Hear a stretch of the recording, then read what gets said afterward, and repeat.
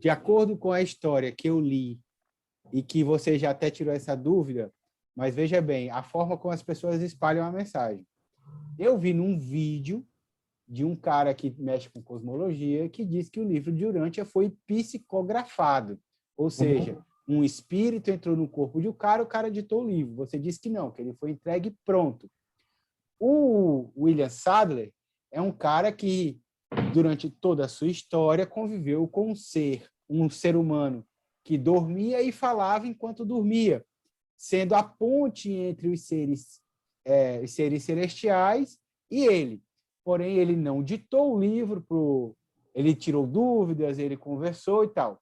Então, de acordo com essa experiência, o próprio William Sadler poderia ter feito uma nova religião, poderia ter dito que sofreu uma experiência assim assado, porém ele não quis fazer. E, puxando o gancho dessa semelhança com a Bíblia, eu queria te perguntar, por que o William Sadler não tornou o livro de Urântia uma religião e por que ele não se considera um papa, um cara que fundou, tipo Paulo, que fundou a igreja? O que acontece que o livro de Urântia não se tornou uma religião e nem se fundou uma igreja e não tem uma pessoa central, um papa, por exemplo? Então, assim, eu já vi pessoas fazendo algumas acusações no sentido de que, não, o livro de Urântia não é revelação. Isso aí foi o Sadra, que era um cara muito esperto, ele reuniu um grupo de pessoas muito bons, ele tinha muitas pessoas inteligentes e formadas em várias áreas, e aí eles sentaram e passaram anos compilando isso. Então eles pegaram, tipo, a Bíblia, deram uma melhorada e falou, olha, é uma revelação. Né? Eu já ouvi muitas pessoas fazendo isso. Assim como nós não temos como provar que o livro de Urântia é uma revelação e que veio mesmo da forma como eu disse, que foi entregue pronta e não teve a participação humana, da mesma forma que eu não posso provar isso, ninguém pode provar também que seja da outra forma. A única maneira que tem de avaliar se essa revelação faz sentido, se ela realmente foi escrita por homens ou escrita por seres celestiais, é fazendo uma leitura do seu conteúdo e julgando com o nosso próprio intelecto. Cada um tem o direito de ler e falar assim, cara, isso aí qualquer um escreve. Não é? Qualquer um tem o direito. Sim, assim como qualquer um tem o direito de falar assim, olha, eu duvido que isso possa ter sido escrito por humano. Por quê? Vai de cada um julgar. Eu acho que os reveladores não tinham essa preocupação de falar assim, nossa, o que a gente vai fazer para deixar para eles realmente acreditar que a revelação é verdadeira? Acho que eles não tinham essa preocupação. Mas assim, ó, a informação está aí. Se ela vai servir, aí vai depender de cada um. Cada um vai poder julgar e falar assim, olha, isso aqui eu tenho para mim ou não tenho, que não serve para nada. Então, eu já vi pessoas dizendo que foi psicografado, eu já vi pessoas dizendo que foi o próprio William Sadler que escreveu, entendeu? E, em algum momento, isso foi objeto de preocupação da minha parte. Quando eu estava conhecendo o livro, eu também queria ter essa validade. Mas quem garante que é uma revelação? Né? Foi a pergunta que eu até tinha feito, né? Você quer ter essa validade. Seres celestiais acham que são alguma coisa para poder escrever um livro. Da mesma forma que eu já sempre me perguntei, mas quem garante que o livro de Mateus foi escrito por Mateus? Porque o que a gente tem é cópia da cópia da cópia da cópia, né? Ele escreveu num idioma que nem existe mais hoje, não que o idioma não existe, mas essas versões que ele escreveu não existem mais. Hoje o que a gente tem são versões já traduzidas, né? Como exemplo, você escreveu em aramaico, mas hoje o que a gente tem é uma versão em grego, né? Então, quem garante que foi ele que escreveu?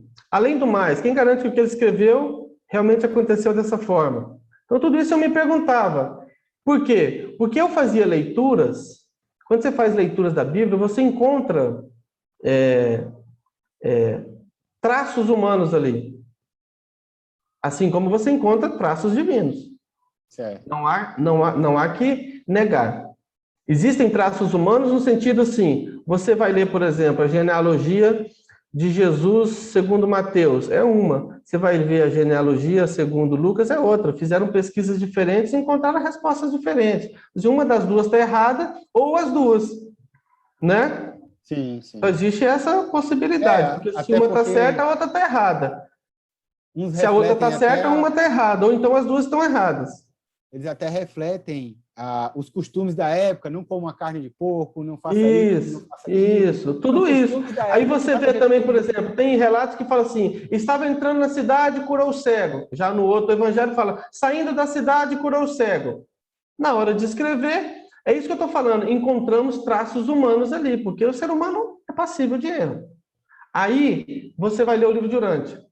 Eu vim para a leitura do livro de Urântia com a mesma perspectiva. Falei assim, eu vou encontrar os traços, né? Já Sim. fiz uma listinha deles lá na Bíblia, eu vou encontrar os traços.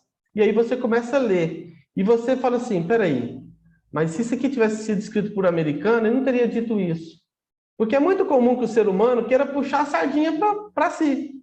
Para o seu É país, para a sua natural. cultura, para A a sua sua forma de ver. cultura, dizer, ó, o meu estilo de governo é melhor, o meu sistema de leis é melhor, né? A minha raça é melhor. É sempre assim, o ser humano está sempre querendo... Quando você lê livros humanos e que ele está tentando explicar alguma teoria que não tem resposta, ele vai sempre tentar encontrar uma teoria que responda a todas as coisas. E aí, quando você chega no livro de Urântia e você vê o cara fala assim, olha, isso não sabemos, realmente não temos a resposta. Há quem diga que seja assim, há quem diga que seja assado. Principalmente quando você está falando de Deus.